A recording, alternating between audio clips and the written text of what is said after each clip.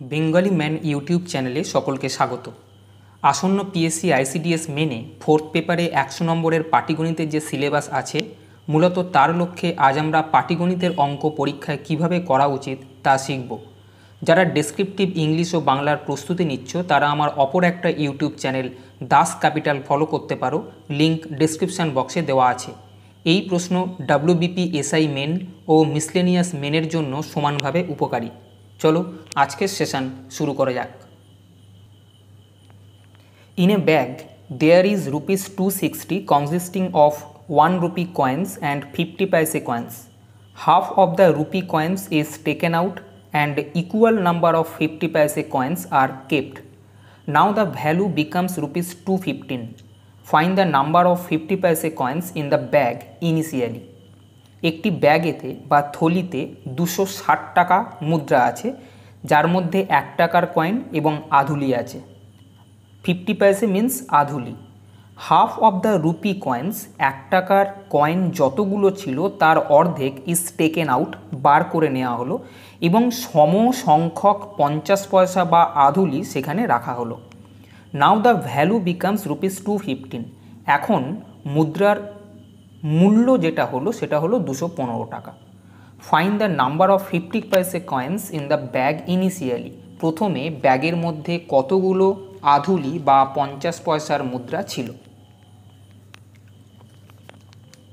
দেখো, আমরা মনে করে নিই যে ব্যাগের মধ্যে বা থলিতে এক্সটি 1 টাকার মুদ্রা ছিল এবং ওয়াইটি আধুলি ছিল। আধুলি মিন্স 50 পয়সা। তাহলে প্রথম যে ডাটাটা দিয়েছে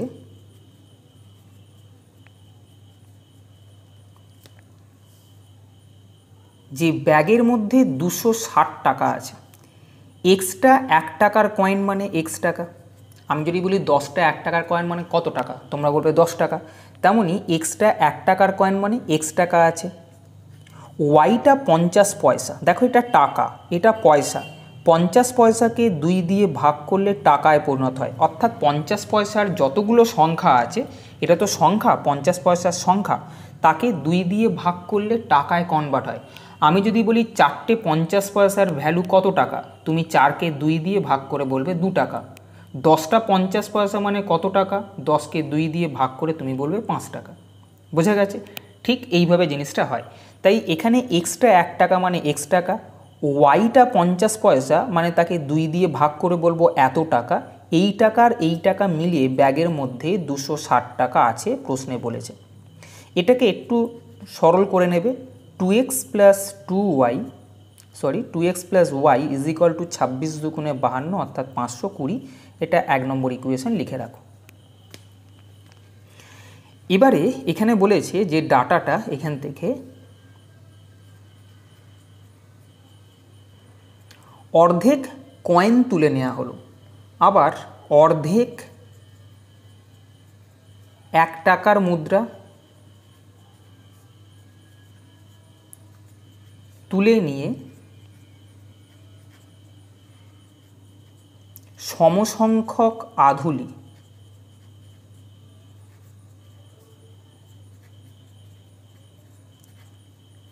রাখলে 1 টাকার মুদ্রা কতগুলো হবে? 1 টাকার মুদ্রার সংখ্যা হয়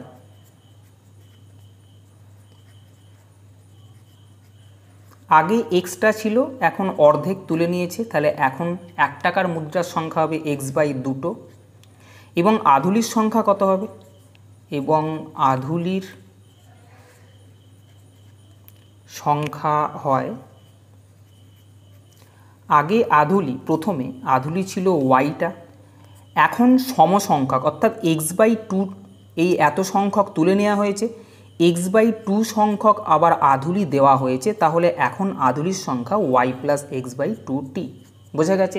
ওয়াইটা আধুলি ছিল, এখন বলেছে যত সংখ্যক টাকা তুলে নেওয়া হবে 1 টাকা, তত সংখ্যক আধুলি দেওয়া হবে। x/2 সংখ্যক যদি টাকা তুলে নিই তাহলে x/2 সংখ্যক আধুলি দেওয়া হবে, তাহলে আধুলির সংখ্যা আগে ছিল y, এখন x/2 অ্যাড হয়ে গিয়ে হবে y প্লাস x/2। এখানে এখন বলেছে যে এইটা যখন করা হলো তখন এই মুহূর্তে মুদ্রার মূল্যের যেটা সংখ্যা হলো সেটা হচ্ছে ₹215, অর্থাৎ ব্যাগের মধ্যে এখন এইভাবে টাকা তুলে নিয়ে আধুলি রিপ্লেস করাতে মোট টাকার পরিমাণ হলো 215। তাহলে আমি এখানে কন্ডিশন যেটা প্রশ্নে দিয়েছে সেটা আবার লিখতে পারি, এখন থলির মধ্যে x/2 পিস তুলে নেওয়ার পর x/2 পিস টাকা রয়েছে, x/2 পিস 1 টাকা মানে x/2 টাকা। আমি বলেছি 10টা 1 টাকা মানে 10 টাকা, x/2 1 টাকা মানে x/2 টাকা। তাহলে এটা হলো টাকা, 1 টাকার কয়েন যতগুলো আছে, প্লাস এখানে আধুলি আছে y প্লাস x/2। যতগুলো আধুলি আছে তাকে যদি 1/2 দিয়ে গুণ করি সেটা টাকায় পরিণত হবে। এখানে দেখিয়েছিলাম ওয়াইটা আধুলি ছিল, তাকে 1/2 দিয়ে গুণ করলে টাকায় কনভার্ট হয়েছিল, অর্থাৎ আধুলিকে হাফ দিয়ে গুণ করলে টাকায় কনভার্ট হয়। এখানে আধুলির পরিমাণ y প্লাস x/2 ছিল, তাকে হাফ দিয়ে গুণ করে টাকায় পরিণত হলো। তাহলে মোট টাকা ওরা বলেছে 215, এখানে লিখে দিলাম। বোঝা গেছে? এটাকে একটু সরল করে নাও। x/2 plus y/2 plus x/4 is equal two 215। আমি এই দিকে করছি, এটাকে 4 সরল করে নাও। 2x plus 2y plus x সমান 215, বা 3x প্লাস 2y সমান 860। এটা 2 নম্বর ইকুয়েশন দাও। দেখো এখানে দুটো সমীকরণ 1 আর 2 তোমাকে বার করতে বলেছে যে 50 পয়সার মুদ্রার সংখ্যা। দেখো আমাকে y হচ্ছে 50 পয়সার মুদ্রার সংখ্যা, তাহলে y এর ভ্যালু বার করতে হবে, মানে এক্সটাকে কাটার চেষ্টা করো, ওয়াইটাকে রাখার চেষ্টা করো। এই ইকুয়েশনে x এর ভ্যালু 2 আছে, এখানে x এর সহগ আছে 3, তাহলে এই 3 সহগ দিয়ে একে গুণ করো আর 2 সহগ দিয়ে একে গুণ করো, তাহলে x এর ভ্যালুটা সমান হবে x। তাহলে আমি কাটতে পারবো, আমার টার্গেট হচ্ছে ওয়াইটা রাখা, তার মানে এক্সটাকে কাটতে হবে। তাই 1 নম্বর সমীকরণকে আমি 3 দিয়ে গুণ করব, 2 নম্বর সমীকরণকে আমি 2 দিয়ে গুণ করব। আমি এখানে লিখব যে তোমরা নিচে লিখবে, হ্যাঁ, 1 নম্বর সমীকরণকে 3 দিয়ে এবং 2 নম্বর সমীকরণকে 2 দিয়ে গুণ করে পাই। এটা কিন্তু পরের লাইনে হবে। কি হবে? 1 নম্বর সমীকরণকে 3 দিয়ে গুণ করলে 6x প্লাস 3y সমান 1560, আর 2 নম্বর সমীকরণকে 2 দিয়ে যদি গুণ করো 6x প্লাস 4y সমান 1720। এটাকে বিয়োগ করে দাও, এখানে লিখে দেবে বিয়োগ, এটা কেটে যাবে, minus Y is equal to minus 160, মাইনাসটা কাটো, অর্থাৎ ওয়াই এর ভ্যালু হচ্ছে 160। ওয়াই মানে কত? ওয়াই মানে হচ্ছে যে প্রথমে থলির মধ্যে কতগুলি আধুলি ছিল, এখানে উত্তর লিখে দেবে, অর্থাৎ প্রথমে থলিতে 160টি আধুলি ছিল।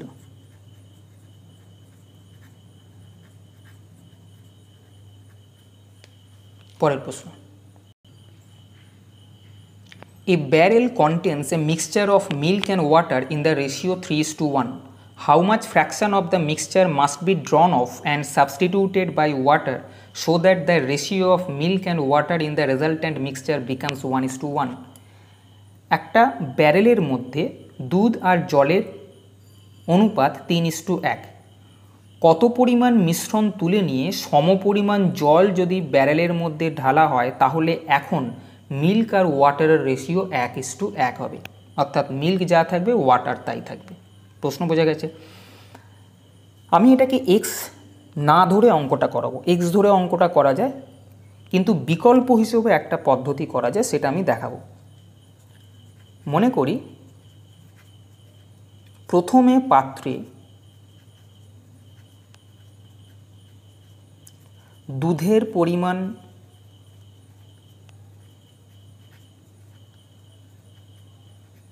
3:1 মানে 3/4 অংশ বলতে পারি। ও জলের পরিমাণ 1/4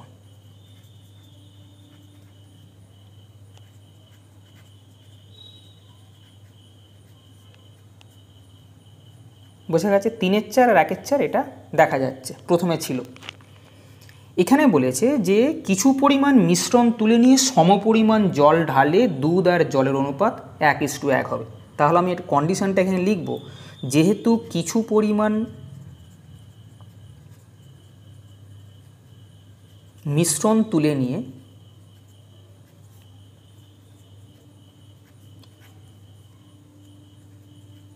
সমপরিমাণ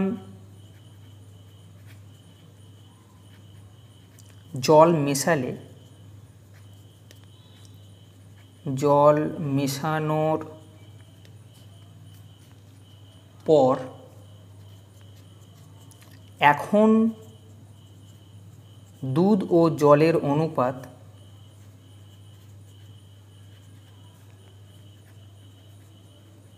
1:1। অতএব বলতে পারি এখন মিশ্রণে দুধের পরিমাণ 1:1 মানে কি?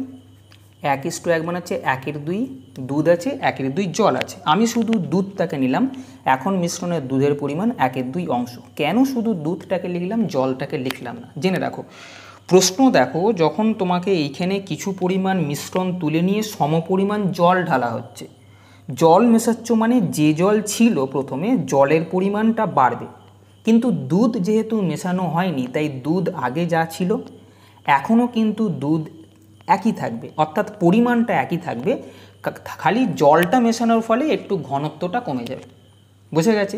দুধ আগে যা ছিল এখন কিন্তু দুধের পরিমাণ, যেহেতু যে মিশ্রণটা তুলেছে সেই মিশ্রণ থেকেই যেটুকুনি দুধ বেরিয়েছে, কিন্তু যখন জল ঢালছে অতিরিক্ত জল মেশানোর ফলে জলটা বাড়ছে, দুধটা কিন্তু আর বাড়বে না, দুধ খালি তুলে নিয়েছে। কেন? মিশ্রণ যখন তুলছে তার মধ্যে দুধও উঠছে, জলও উঠছে। দেখো, প্রথমে দুধের পরিমাণ ছিল 3/4, এখন দুধের পরিমাণ কি হলো? 1/2 হয়ে গেল, তার মানে দুধ উঠেছে। তাহলে আমি লিখব যে দুধ তুলে নেওয়া হয়েছে কতটা?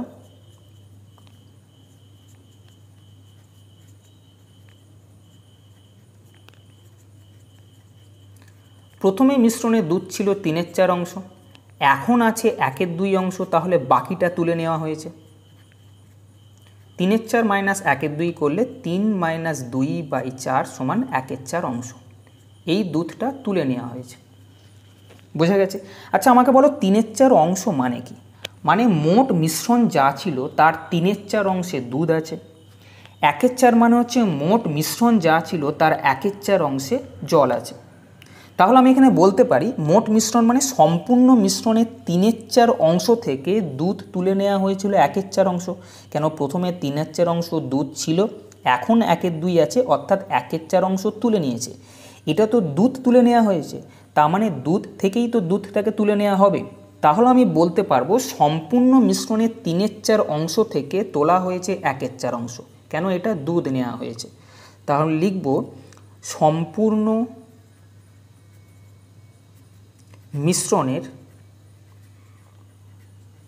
3/4 থেকে তোলা হয়েছে 1/4 বলতে পারি। কেন? প্রথমে 3/4 দুধ ছিল আর এখন হাফ আছে, মানে তোলা হয়েছে 1/4। 3/4 থেকে যদি 1/4 তোলা হয়, অতএব সম্পূর্ণ মিশ্রণের 1 থেকে, আমি লিখব না 1 লেখাটা ঠিক না, কেন? একটা গোটা সংখ্যা, 1 যেটাকে বলো সেটা না লিখে শুধুমাত্র বলবে সম্পূর্ণ মিশ্রণ থেকে। বোঝা গেছে? 1 কথাটা লিখতে যাবে না। সম্পূর্ণ মিশ্রণ থেকে তোলা হয়েছে। সম্পূর্ণ মিশ্রণ মানে তোমরা যেটাকে 1 বলো। আমি মনে মনে ক্যালকুলেশন করবো এইভাবে যে 3/4 থেকে তোলা হয়েছে 1/4, 1 থেকে কত তোলা হয়েছে সেটাই করব, কিন্তু লিখব না। লিখব সম্পূর্ণ মিশ্রণ থেকে তোলা হয়েছে কত? 1/4 ছিল। ভালো করে খেয়াল করো, 3/4 থেকে তোলা হয়েছে 1/4, 1 থেকে তোলা হয়েছে 1/4, যাই এটাকে 1 করবো, এটা উল্টে যাবে 4/3। আমি বলবো 1 অংশ কিন্তু লিখব সম্পূর্ণ মিশ্রণ, অর্থাৎ 1/3 অংশ। তাহলে এখানে বলা হয়েছিল যে how much fraction of the mixture must be ড্রন of, কত অংশ তুলে নিয়ে সমপরিমাণ জল ঢালা হবে। তাহলে আমি দেখলাম যে 1/3 অংশ তুলে নেওয়া হয়েছিল, সম্পূর্ণ মিশ্রণ থেকে তোলা হয়েছে 1/3 অংশ। এটাই কিন্তু এই প্রশ্নের উত্তর। বোঝা গেছে? পরের প্রশ্নে যাওয়ার আগে একটা কথা বলে দিই, ডেসক্রিপটিভ ম্যাথমেটিক্সের উপর একটা বুক তৈরি করা হয়েছে, যে বইতে WBCS মেন, মিসলেনিয়াস মেন এবং ক্লার্কশিপ মেনে আসা প্রশ্নগুলোর সংকলন করা হয়েছে। এই বইতে মোট 250টা প্রশ্ন আছে, প্রশ্নগুলো ইংরেজিতে, এবং তার সম্পূর্ণ সমাধান যেভাবে এখন করছি সেভাবে বাংলায় করে দেওয়া হয়েছে। পরীক্ষায় প্রশ্ন ইংরেজিতে থাকে, যে কোনো একটা ভাষায় উত্তর দিতে পারো, নয় পুরোটাই ইংরেজিতে, অথবা বাংলায় তুমি উত্তরটা করতে পারো। ঠিক এইভাবেতেই 250টা প্রশ্নের মধ্যে 200টা প্রশ্ন আমি সম্পূর্ণ সমাধান করে দিয়েছি যেভাবে এখন করছি, এবং 50টা প্রশ্ন প্র্যাকটিস সেট হিসেবে তোমাদের দেওয়া হয়েছে। মোট পাতার সংখ্যা 106 এবং 1.30 MBর এই বইটা যদি তোমরা নিতে চাও, লিঙ্ক ডেসক্রিপশন বক্সে দেওয়া আছে। এই বইটা WBPSI মেন এবং মিসলেনিয়াস মেনের জন্য সমানভাবে উপকারী। এই বইটা ছাড়াও 550টা প্রশ্নের একটা এরিথমেটিক বুক প্র্যাকটিস সেট হিসেবে তৈরি করা হয়েছে, যেটার লিঙ্কও ডেসক্রিপশন বক্সে দেওয়া আছে। 3 প্রশ্নে বলেছে, 2 persons were going in the same direction. A train 110 years long coming from the backside crossed the first person in 9 seconds and afterwards the second person in 9 and 3/8 seconds. If the speed of the first person is 3 miles per hour, what is the speed of the second person? Given 1 mile is equal to 1760 yards. Yards means গজ, আর mile তোমরা জানো 1 মাইলের value 1760 গজ দেওয়া আছে। দেখো কি বলেছে, এই দুজন ব্যক্তি এই দিকে যাচ্ছে এবং একটা ট্রেন পিছন দিক থেকে এসে ওদেরকে ক্রস করছে। প্রথম ব্যক্তিকে ক্রস করেছে 9 সেকেন্ডে এবং দ্বিতীয় ব্যক্তিকে ক্রস করেছে 9.38 সেকেন্ডে।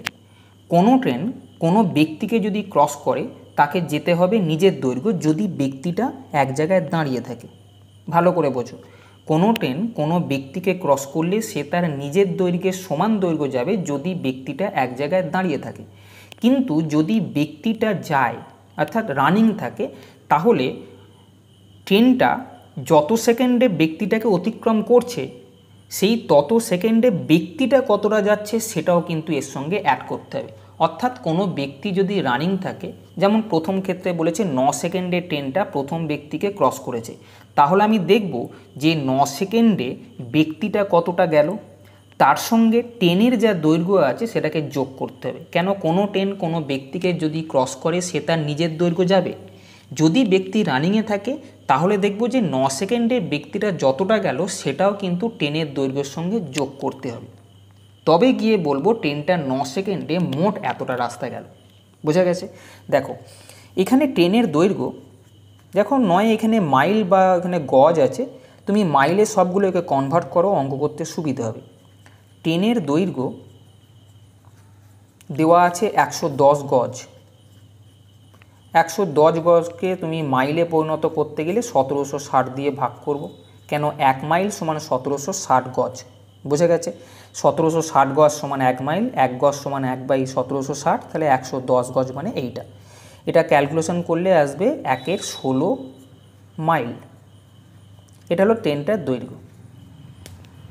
এবার প্রথম ব্যক্তি 9 সেকেন্ডে কতটা যায় আমি দেখি।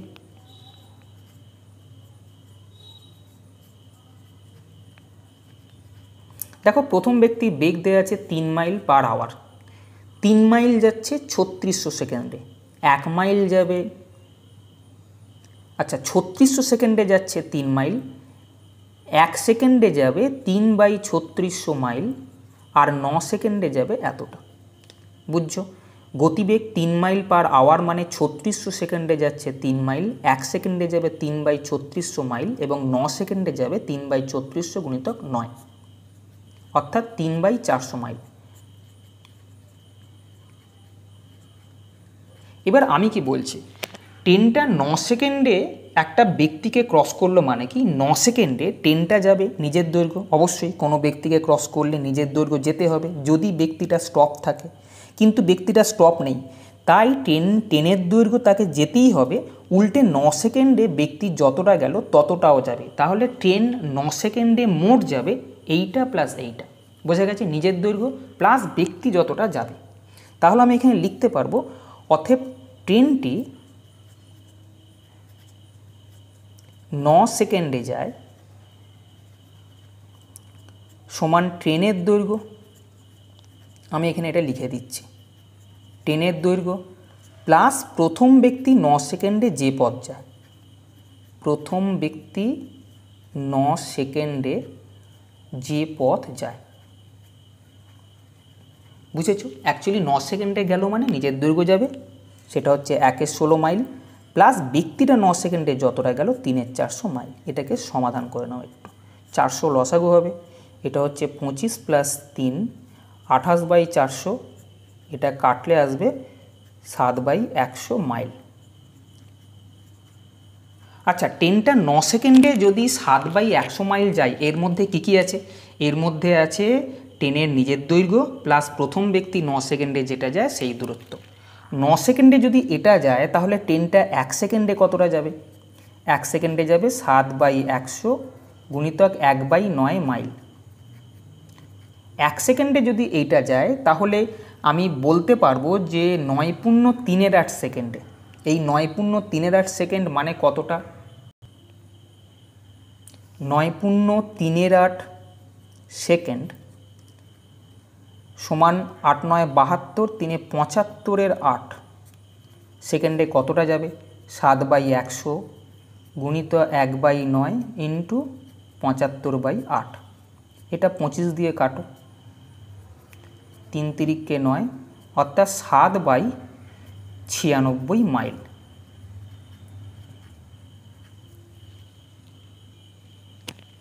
এবার আমাকে বলো, কিছুক্ষণ আগে যখন দেখলাম যে ট্রেনটা 9 সেকেন্ডে যায় যখন বলছি, তার মানে এই 9 সেকেন্ডে যতটা যাচ্ছে তার মধ্যে কি ছিল? তার মধ্যে ছিল ট্রেনের নিজের দৈর্ঘ্য প্লাস ব্যক্তিটা 9 সেকেন্ডে যতটা যায়। ঠিক, এখন বলছি ট্রেনটা 9×3 সেকেন্ডে যাচ্ছে 796 মাইল, তাহলে এই 796 মাইলের মধ্যে কি আছে? ট্রেনের দৈর্ঘ্য কিন্তু ঢুকে আছে। বুঝতে পারছো, 9 সেকেন্ডে যাচ্ছে এইটা মানে এর মধ্যে ট্রেনের দৈর্ঘ্য আছে প্লাস ব্যক্তিটা 9 সেকেন্ডে যতটা যায় সেটা আছে, এখানে ক্যালকুলেশন করেছি। তাহলে 9×3 সেকেন্ডে ট্রেন এতটা যাচ্ছে মানে আমি বলবো 9×3 সেকেন্ডে যতটা যাচ্ছে তার মধ্যে ট্রেনের দৈর্ঘ্য প্লাস ব্যক্তিটা 9×3 সেকেন্ডে যতটা গেছে সেটা এখানে অ্যাড আছে। তাহলে এখান থেকে যদি ট্রেনের দৈর্ঘ্যটা বাদ দিয়ে দিই তাহলে আমি বলবো ব্যক্তি 9×3 সেকেন্ডে গেছে ততটা। এখান থেকে ট্রেনের দৈর্ঘ্য বাদ দিলে যেটুকুনি হবে সেই ফিগারটা ব্যক্তি 9×3 সেকেন্ডে গেছে। বোঝা গেছে? তাহলে আমি লিখব দ্বিতীয় ব্যক্তি 75/8 সেকেন্ডে যায় কতটা? 796 ট্রেন গেছে টোটাল, তার মধ্যে ট্রেনের দৈর্ঘ্য 1/16 বাদ দিয়ে দাও, তাহলে এটা আসবে 1/96 মাইল। তাহলে দ্বিতীয় ব্যক্তি 75/8 সেকেন্ডে যায়, এইটা চেয়েছে ঘন্টায় বেগ কত অর্থাৎ 3600 সেকেন্ডে কত যায়। এখানে 1 সেকেন্ডে কত লিখবে, তারপর 3600 সেকেন্ডে লিখবে। দেখো 75/8 সেকেন্ডে 1/96 যায়, 1 সেকেন্ডে যাবে 8/75 উল্টে যাবে, 3600 সেকেন্ডে যাবে, এটা 3600 দিয়ে গুণ হবে। বোঝা গেছে? 8 × 96, 3 × 36 আর 75কে 4 দিয়ে কাটলে 300 অর্থাৎ 4। তাহলে 3600 সেকেন্ডে 4 মাইল যাচ্ছে মানে ব্যক্তির স্পিড হচ্ছে 4 মাইল পার ঘন্টা। এখানে লিখে দাও, অর্থাৎ দ্বিতীয় ব্যক্তির বেগ 4 মাইল পার ঘন্টা। বোঝা গেছে? এটা উত্তর হবে। পরের প্রশ্ন, Kiran and Nando started a business. Kiran's investment was thrice than that of Nando. Kiran also kept the investment for twice as much time as Nando. If Nando got a profit of rupees 3000, what was the total profit? কিরণ এবং নন্দ একটা ব্যবসা শুরু করলো।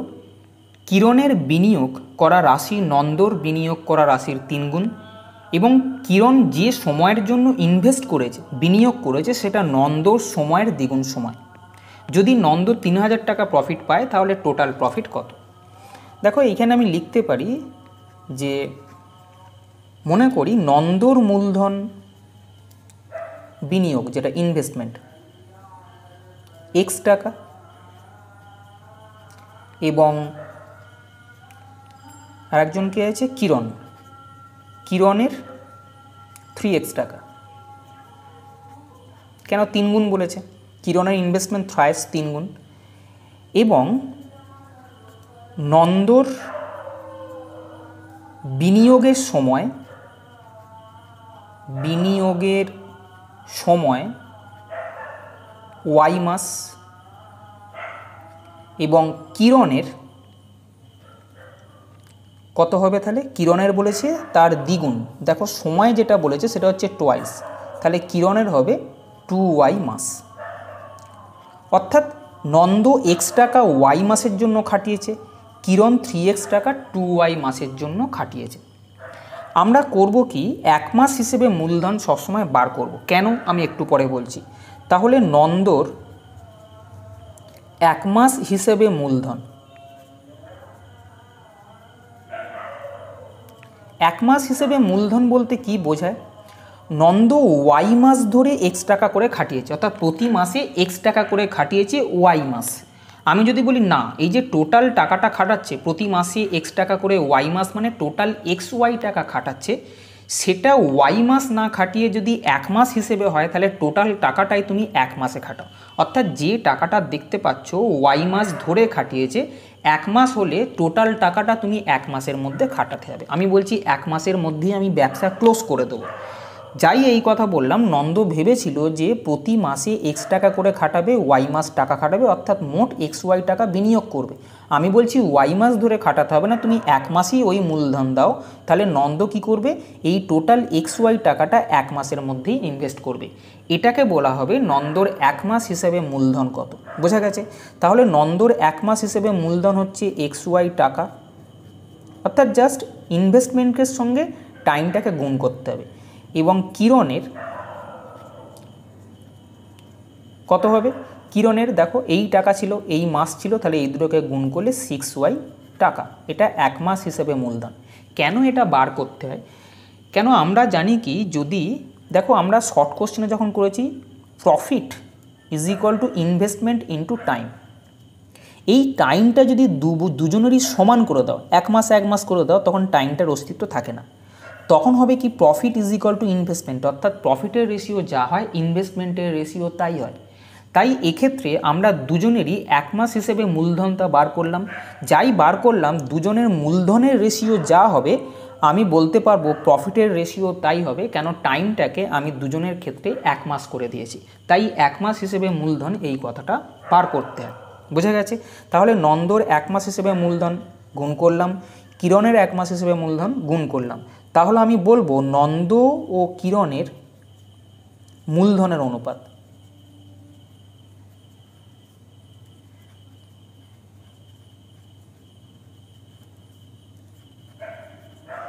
কত হবে? ওর হচ্ছে xy আর ওর 6xy, তার কাটলে 1:6 আসবে।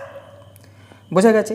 এবার এখানে যেটা বললাম, এই যে টাইমটা দুজনের ক্ষেত্রেই 1 হলে প্রফিটের রেশিও ইনভেস্টমেন্টের রেশিও সমান হয়, এটাকে লিখতে হবে তোমাকে। যেহেতু সমান সময়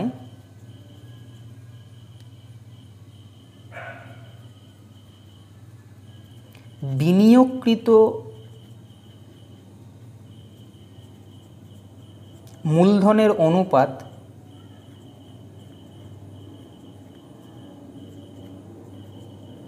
ও লাভের অনুপাত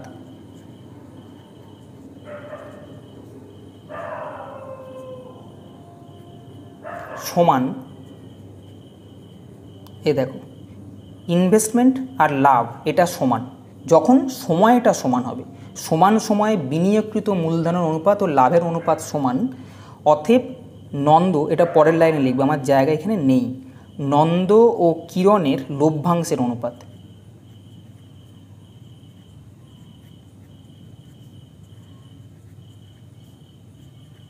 একই হবে, যেটা ইনভেস্টমেন্টের রেশিও সেটাই হবে লভ্যাংশের অনুপাত। বোঝা গেছে? এবারে মনে করো নন্দের লভ্যাংশ এক্স, এই যে এক্স আর 6x ধরে নাও, নন্দের লভ্যাংশ এক্স টাকা ও কিরণের লভ্যাংশ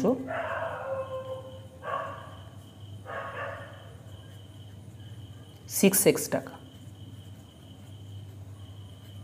প্রশ্নানুসারে এখানে দেওয়া আছে নন্দ পেয়েছে 3000 টাকা, আমি দেখছি নন্দ পেয়েছে x টাকা, তাহলে আমি বলতে পারি x সমান 3000। অতএব বলেছে what was the total profit, অতএব মোট লভ্যাংশ কত? মোট লভ্যাংশ দেখো 6x আর x, তাহলে মোট লভ্যাংশ 7x সমান 7 ইন্টু 3000, এক্সের ভ্যালু যেটা, অর্থাৎ মোট লভ্যাংশ 21000 টাকা। এটা এই প্রশ্নের উত্তর। বোঝা গেছে? 5 নম্বর প্রশ্নটা তোমাদেরই মধ্যে একজন আমাকে বলেছ, এইটা যে ডেসক্রিপটিভ ই বুকটা যেটা আমি বার করেছি তার 50 নম্বর অঙ্ক, ডেসক্রিপটিভ ই বুকের 50 নম্বর প্রশ্ন এটা আছে। কিভাবে হয়েছে আমাকে তোমাদেরই মধ্যে একজন বলেছ একবার বলতে, তাই আমি এই প্রশ্নটা এখানে রাখলাম। যে বলেছে যে এটা স্কোয়ার রুট না করে প্রমাণ করো √13 প্লাস √3 লেস দ্যান √11 প্লাস √5। এটাকে প্রমাণ করতে হবে স্কোয়ার রুট না করে। দেখো এই অঙ্কগুলোর ক্ষেত্রে যে দুটো ফিগার বড় দেখতে পাচ্ছ, যেমন 13 আর 11, 13 আর 11 রুটের যোগফল অবশ্যই 5 আর 3-এর রুটের যোগফলের থেকে বড় হবে, এটা আমরা জানি। কেন? বড় সংখ্যার রুট করলে যোগ করে যেটা হবে ছোট সংখ্যার রুট করলে তার থেকে বড় হওয়া উচিত। অর্থাৎ আমরা এখানে লিখতে পারি যে কোনো অঙ্কে এরকম যখন আসবে যেগুলো বড় আছে সেগুলোকে যোগ করো। এখানকার বড় দেখছি √13 আর আছে √11, আমি বলতে পারি √13 আর √11 রুট করে, মানে এগুলোকে রুট করে যা হবে তার মানটা হবে যেগুলো ছোট আছে তাদের রুটের যোগফলের থেকে বড়। বলতে পারি 13 রুট আর 11 রুট যা হবে যোগ করো, তার মানটা 5-এর রুট আর 3-এর রুট যোগ করলে যা হবে তার থেকে বড় হবে। এটা তো ঠিক, এটা আমরা জানি। কেন? বড় সংখ্যার রুট বড় মান বার করবে।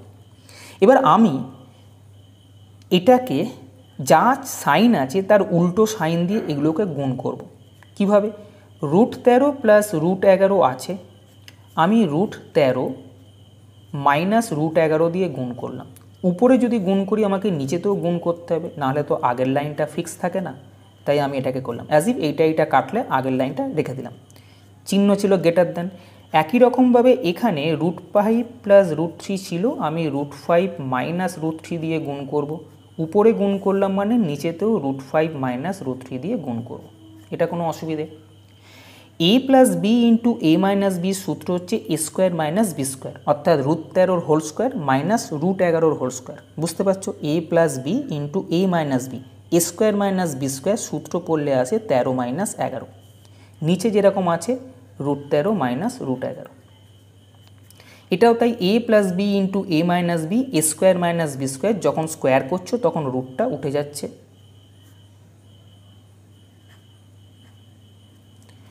বোঝা গেছে? এর পরের লাইন আমি এদিকে দেখাচ্ছি, তোমরা নিচে করবে। 13 থেকে 11 বাদ দিলে 2, এটাও তাই। তাহলে এটা কাটলে কি আসে? 1 1। এবার ক্রস গুণ করো, ক্রস গুণ করলে কি আসবে? এটাকে যদি ক্রস গুণ করি √5 মাইনাস √3 গ্রেটার দেন, এটা এইদিকে গেছে, দেখছো যেরকম চিহ্ন আছে রেখে দাও, এটা এদিকে গেল √13 মাইনাস √11। এবার যেগুলোর আগে মাইনাস আছে সেগুলো এদিক ওদিক ট্রান্সফার করে পজিটিভ করে নাও। অর্থাৎ এটা প্লাস ছিল রেখে দাও, মাইনাস ছিল এটা এদিকে নিয়ে এসে প্লাস হবে, চিহ্ন যেরকম ছিল সেরকমই রাখো। এখানে পজিটিভ √13 ছিল, এই মাইনাসটা এদিকে নিয়ে এসো, প্লাস √3 হয়ে গেল। বোঝা গেছে? তাহলে দেখো কি হলো, যে কোনো রকমভাবে স্কোয়ার রুট না করে প্রমাণ করো √11 প্লাস √5, দেখো এইদিকে চিহ্ন, √11 প্লাস √5 এদিকে চিহ্ন, √13 প্লাস √3, এটা কিন্তু প্রমাণ হয়ে গেল। বোঝা গেছে? তাহলে আজকে এই পর্যন্তই। যদি সেশনটা ভালো লাগে তবে চ্যানেলটা সাবস্ক্রাইব করো এবং বন্ধুদেরকেও শেয়ার করো, যাতে করে তারাও সমানভাবে উপকৃত হয়। ভালো থেকো, ভালোভাবে পড়াশোনা করো। টাটা।